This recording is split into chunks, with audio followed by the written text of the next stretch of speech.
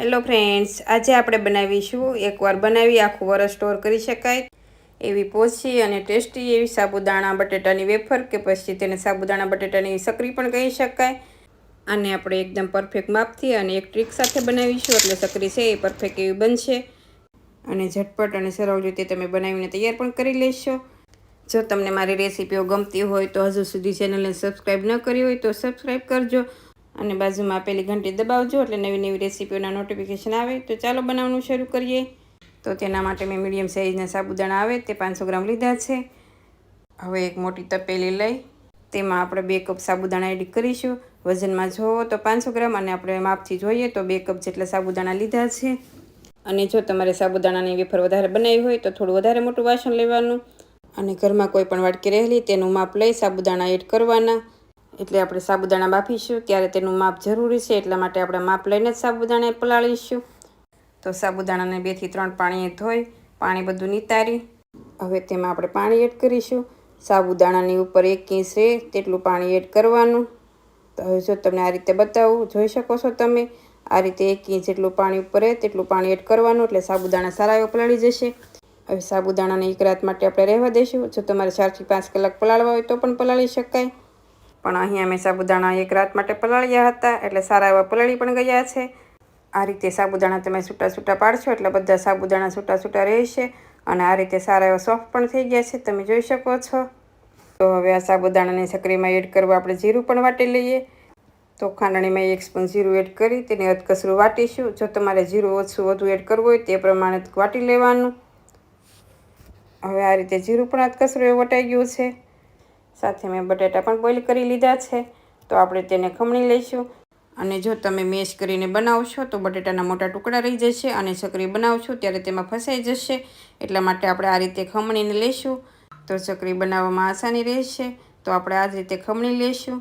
હવે આ રીતે બધા બટેકા ખમણાઈ ગયા છે, તમે જોઈ શકો છો. અને બટેટા મેં વજનમાં 400 ગ્રામ લીધા છે. જો તમારે 500 ગ્રામ સાબુદાણા તો સામે 500 ગ્રામ બટેકા લેવા હોય તો પણ લઈ શકે, પણ મેં થોડા ઓછા એડ કર્યા છે. તો હવે તમે જોઈ શકો છો આ રીતે સારો માવો થઈ ગયો છે, કોટ પર ટુકડો પણ નથી રહ્યો. એટલે આ રીતે ખમણીને જ બટેકાને લેવાના. હવે તેને સાઈડમાં રાખી હવે પેનમાં આપણે 4 કપ પાણી એડ કરીશું. આપણે 2 કપ સાબુદાણા લીધા છે તો તેની સામે 4 કપ પાણી એડ કરવાનું. જો તમે મોટી તપેલી ભરીને સાબુદાણા લીધા હોય તો તેની સામે 2 મોટી તપેલી પાણી લેવાનું. આ રીતે જો માપથી બનાવશો તો તમારી સકરી છે એવી પરફેક્ટ એવી બનશે. હવે તેમાં આદુ મરચીની પેસ્ટ એડ કરીશું. તે મેં 1.5 સ્પૂન જેટલી એડ કરી છે, પણ તમારે તીખાઈ જોવે એ પ્રમાણે એડ કરવાની. અને હવે અધકચરું વાટીને જીરું રાખ્યું હતું તે 1 સ્પૂન એડ કરીશું.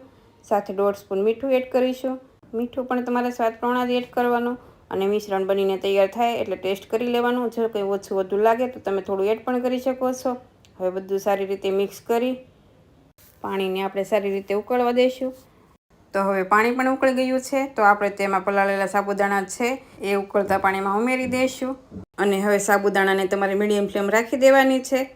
તો અત્યાર સુધી હાઈ ફ્લેમ હતી, તો હવે મીડિયમ ફ્લેમ રાખી 10 મિનિટ જેવું રાખી આ રીતે ચલાવતા જઈશું. તો અત્યારે સાબુદાણા વાઈટ છે, પણ જેમ જેમ ઉકળતા જશે તેમ તેમ હલકા એવા ટ્રાન્સપરન્ટ થઈ જશે.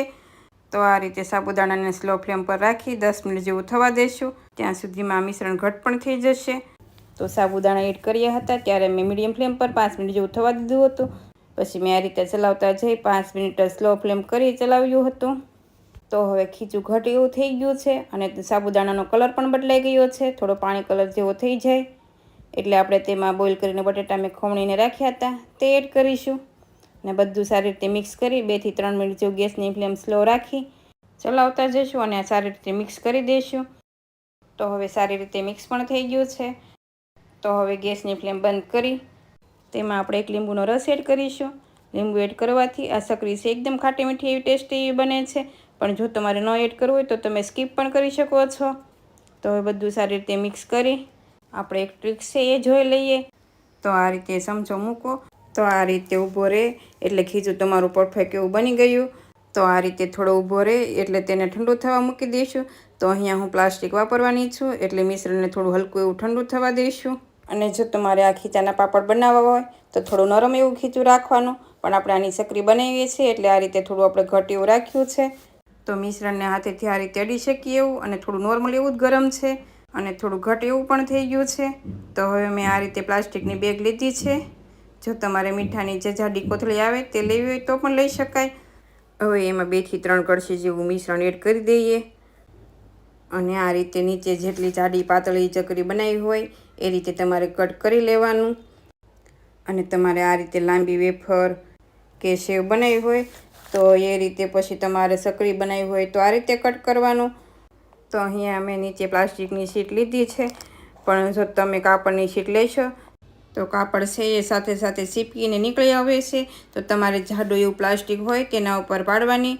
અને અહીંયા તમારે ધ્યાન રાખવાનું છે કે જાડું પ્લાસ્ટિક લો તો વધારે સારું. અને તમારી પાસે સકરીનું મશીન અને સંચો હોય તો પણ તમે તેમાં પણ બનાવી શકો છો. અને આ ચકરી અંદરથી બહાર આવતા છેલ્લે એન્ડમાં ચીપકાવી દેવાનું, નકર તળતી વખતે ખુલી જશે અને સુકાય ત્યારે પણ છૂટી પડી જશે. અને અહીંયા હું બહુ જાડી નહીં અને વધારે પાતળી પણ નહીં એ રીતે ચકરી બનાવું છું. તો આ રીતે બધી ચકરી બનાવી પૂરી રાત માટે આપણે પંખા નીચે રાખીશું. તો 6 થી 7 કલાક જેવી મેં સૂકવી છે. તો હવે સવાર પડી ગયું છે, ચકરી પણ સારી એવી સુકાઈ ગઈ છે. તો આપણે તેને આ રીતે પલટાવી લઈશું. પ્લાસ્ટિક છે એટલે નીચે સુકાશે નહીં, એટલે આ રીતે આપણે બધી ચકરીને પલટાવી લઈશું. અને હવે સારો એવો તડકો આવતો હોય ત્યાં આપણે 1 દિવસ માટે તડકામાં રાખીશું, એટલે સારી એવી ક્રન્ચી એવી થઈ જશે. અને જો ઓછી ક્રન્ચી એવી લાગે તો તમારે ફરીવાર એકવાર તડકામાં સૂકવી દેવાની, એટલે સારી એવી સુકાઈ જશે. અને જો તમે ઠંડી જગ્યામાં રહેતા હશો તો 2 થી 3 દિવસ સુકાતા લાગશે અને સારી એવી ક્રન્ચી પણ થઈ જશે. સાથે મેં તેલ ગરમ કરવા પણ મૂકી દીધું છે. તો તેલ સારું એવું ગરમ થાય એટલે તેમાં આપણે આ ચકરી એડ કરીશું. આ ચકરી ડબલ ટ્રિપલ સાઇઝની થઈ જશે. અને ચકરી સુકાય એટલે નાની એવી લાગે, પણ આપણે આ રીતે તળીશું એટલે ડબલ સાઇઝની થઈ જશે. અને એકદમ વ્હાઈટ જેવી તમે જોઈ શકો છો, એકદમ પરફેક્ટ એવી થઈને તૈયાર છે. તો તેને ડીશમાં એડ કરીશું. અને અહીંયા તમારે જેટલી જોવે એ રીતે તળવાની. બીજી સુકાઈ ગયેલી ચકરી છે એ ડબ્બામાં ભરી પૂરા વરસ માટે તમે સ્ટોર પણ કરી શકો છો. તો બાળકોને બહારના ફરસાણ કરતાં આ રીતે તમે ઘરે સાબુદાણાની વેફર બનાવો તો જ્યારે ખાવાનું મન થાય ત્યારે તમે ઝટપટ તળીને ખવડાવી શકો છો. તો એકદમ સોફ્ટ એવી અને સફેદ એવી ચકરી બનીને તૈયાર છે. તો તમે એકવાર જરૂરથી ટ્રાય કરજો અને મને કહેજો કે તમને આ રેસીપી કેવી લાગી. જો રેસીપી ગમી હોય તો વિડીયોને લાઇક કરજો, શેર કરજો અને મારી ચેનલને સબસ્ક્રાઈબ કરજો. Thank you for watching.